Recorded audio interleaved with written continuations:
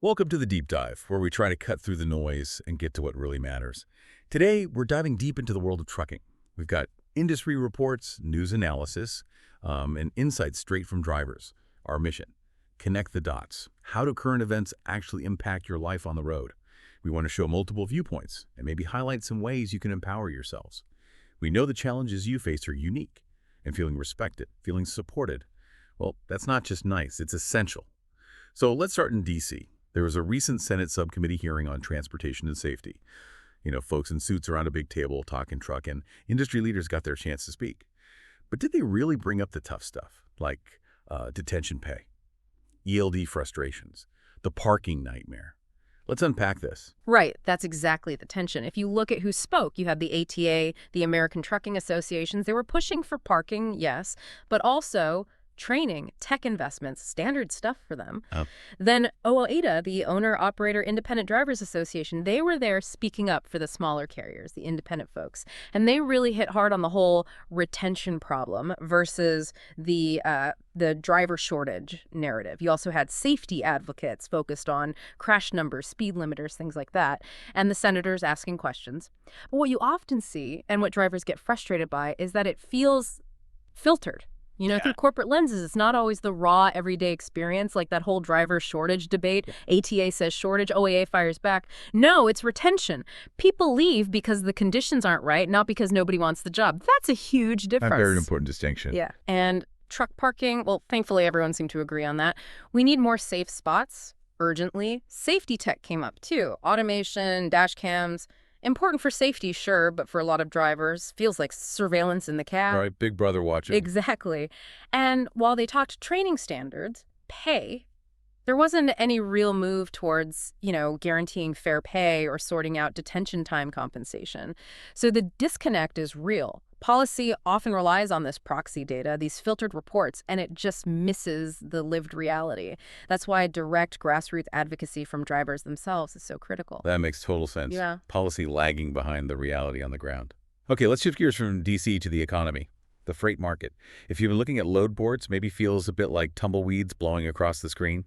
This dip in freight volume, it's noticeable. What's driving this slowdown? What are you actually seeing and hearing from drivers? It's a few things hitting at once, really. You've got the ongoing trade tensions, tariffs, especially U.S.-China. That slows down imports electronics, parts, clothes.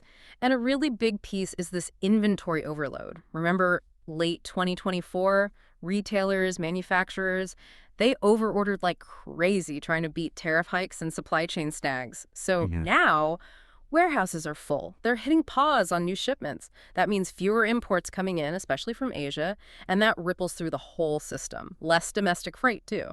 So the warehouses are stuffed. Pretty much. And drivers, they're feeling it directly. We hear it constantly. Rates are garbage. Lots of folks turning down loads under $2 a mile, even when there's not much else. Lots of complaints about too much deadhead, too. Driving further, unpaid, just to find something decent. Some are saying it feels like 2019 again. That freight recession before the pandemic craziness. Wow, 2019 again. That's not a great comparison. Not really, and the industry reaction reflects that pressure. Big carriers are cutting back capacity, brokers are squeezing margins tighter, which hits drivers, shippers are trying to renegotiate contracts, pushing for lower rates, maybe longer lanes. Okay, so it sounds pretty tight out there. Are there any bright spots, or is all doom and gloom? No, definitely not all bad. Consumer spending, surprisingly, is holding up okay, even with inflation. People are still buying stuff. Plus, we're heading into Q3 stock-ups. Back to school, holiday prep. That usually gives freight a bump in late summer, early fall. There's also still talk in Congress about maybe easing some tariffs. That could help. And certain sectors are still strong. Agriculture, construction materials, HVAC, those loads are moving. It's like Hervy from life. As a trucker always says, you got to see issues from all angles. It's tough, yes, but the wheels haven't completely stopped turning. Seeing it from all angles. Good advice.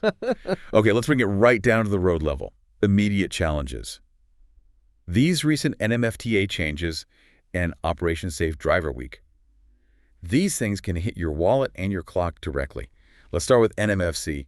Sounds super technical, right? Freight classification, why should you care? Yeah, it sounds like something that makes your eyes glaze over, but trust me, it matters, especially if you're pulling LTL freight.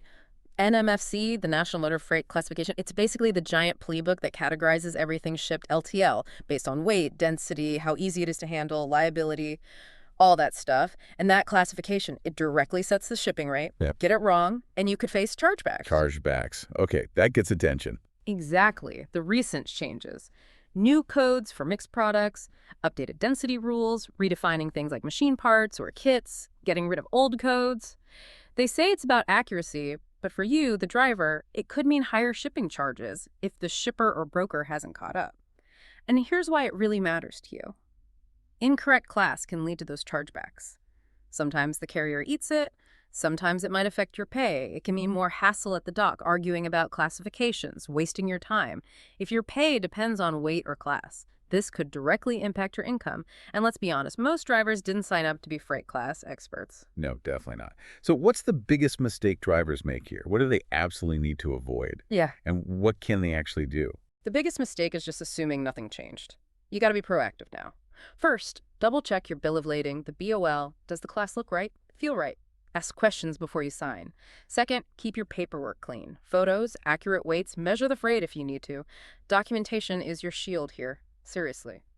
Third, talk to dispatch or your broker, especially if you're on percentage pay. How do these changes affect your bottom line?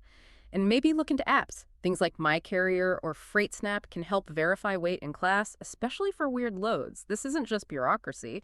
It's about protecting your money and your time. That's solid advice. Protect your time, protect your money. Okay, let's switch to another on-road challenge. Operation Safe Driver Week. Sounds like it was intense this year. A full-on enforcement blitz, over 2,000 violations in Arizona alone. That's a lot. So the big question, is this really about safety? Or is there maybe something else going on? Revenue generation, perhaps? That's the question drivers ask because the impact is immediate. Yeah, Arizona DPS reported over 2,000 infractions just in 1 week. Top violations, speeding, and that includes both truckers and cars driving dangerously around trucks, unsafe lane changes, following too close, seatbelts, distracted driving. Now, some of that is clearly dangerous stuff, and you do hear from drivers who support it. You know, the one saying, if you can't drive without checking your phone constantly, get off the road. Right, there's definitely that perspective. Absolutely. But then you hear the other side, a lot of drivers calling it a hustle or a revenue generator. We heard from one flatbedder who just said, they ain't out there trying to save lives. They're trying to hit numbers, flat out. And there are real concerns about selective enforcement. Drivers saying they see four-wheelers acting crazy, but the DOT seems focused on truckers, sometimes for minor things. So is it safety or something else? Probably a mix, right? Some officers are genuinely focused on safety, but it's hard to ignore that feeling among many drivers that they're just easy targets. And when you get caught up in one of these blitzes, what's really on the line is more than just the ticket cost, isn't it? Oh, absolutely. For you, the driver, it adds up fast. Points on your license. That can mean big insurance hikes. Enough points, you could be sidelined, off the road. But there's something deeper, too, I think. It's about trust. A lot of drivers already feel like they're scapegoats for everything on the highway. These kinds of blitzes, especially if they feel unfair, they just widen that gap, that feeling of us versus them. At its best, maybe it encourages safety. At its worst, it makes truckers feel targeted unfairly. Which brings us to the longer view. We've talked policy, economics, daily pressures. What does this all mean for the future? Your future. I saw something surprising. Truck trailer orders jumped way up, like 133% in June. What's the real story there? Is this the recovery starting? Yeah, those numbers definitely grab your attention. 15,400 units in June, way up from about 6,600 in May, mostly dry vans. But, and this is a big but, it's still down about 25% compared to June of last year. So it's a big jump month to month, but from a really low point. It's like the industry's making a long-term bet, maybe. A bet on what exactly? Why buy trailers if freight is soft?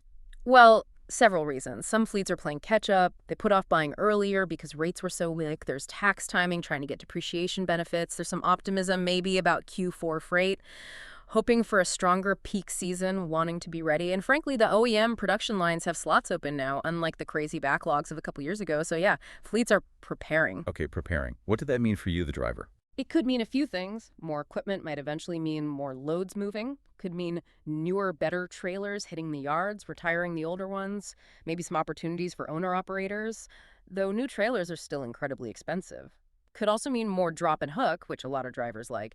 But you really have to manage expectations here. It's coming off that low base. Used trailer prices, still falling. Driver pay, still flat, mostly. And freight demand is still patchy. Driver skepticism is high. You hear, don't let trailer orders fool you, freight's still soft. And they're not wrong to feel that way. Yeah, that skepticism makes perfect sense, especially when you pair it with another report.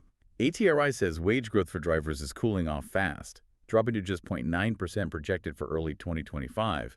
I mean, is the paycheck pipeline kind of drying up here? What's behind that? Unfortunately, yeah, the ATRI numbers are pretty stark. 0.9% growth, lowest since 2018. Bonuses, incentives, they're shrinking. Sign-ons, referrals, fuel bonuses, fleets are pulling back. Small carriers especially are feeling the squeeze. Hard to give raises when rates are low. And while driver turnover is still high, companies just seem less desperate to throw money at the problem like they were a year or two ago. Why? Well, the supply chain is more stable, the post-pandemic hiring frenzy is over, freight rates dipped, the driver pool maybe grew a little, and many fleets already gave big raises from 2021 to 2023. They feel they can't keep pushing wages up with freight where it is. And drivers are feeling that directly. Oh yeah, you hear it. Freight's light and pays tighter, lower sign-on bonuses, less referral pay, and the real kicker? Cost of living is still going up. That pressure is intense. Fleets might talk more about retention now, maybe offer some training pay bumps or safety bonuses, but that core wage growth just isn't there like it was, which means it's more important than ever for you to take control of your own financial situation. Okay, so let's focus on that. Beyond just toughing it out, what concrete, proactive things should drivers be thinking about right now to control their own future? This is absolutely key. First, basic stuff. Know your value. If you're safe, reliable, efficient EPLAN, talk about your pay. Don't be afraid to ask. Second, track your real earnings, your CPM versus your actual cost of living. Is your income really growing? Or just standing still while prices rise? But the most important strategy, the one we're hearing more about, is diversifying your income. Use your downtime. Build new skills. Start a side hustle. Build a financial shield. It goes back to that life as a trucker advice again, build a transition plan. Because trucking is changing. You don't want to get caught flat-footed. This isn't just about being efficient for the shipper anymore. It's about managing your time for yourself, your own security. That's such a powerful point, and it ties everything together, doesn't it? We've gone from DC policy debates to freight markets to regulations, enforcement, and through it all, that message, especially from Hervy, about seeing issues from all angles, it's crucial. The industry shifts, things change, but the power to protect your future, that's in your hands. Managing your time for yourself. Exactly right. For all the challenges, all the frustrations truckers are facing, these proactive steps offer a real path. Learning new skills, building online income streams. That's not just pie in the sky. Learning to use tools, maybe even AI, to create extra income. That's a tangible shield against market swings, against rate drops. Having income coming in online, maybe even recurring income month after month, that genuinely helps you plan for retirement on your terms. It softens the blow if things change unexpectedly with a company or even the industry. And we want to really emphasize this. You are respected, you are supported in taking these steps, learning new things, using that downtime productively, building something for yourself online. It's about empowerment for the long haul. So as you're out there this week, maybe on a break, maybe rolling down the highway, here's something to think about. In an industry that's always moving, what's one step you can take this week to invest in your own future, on or off the road, and build that sense of lasting security?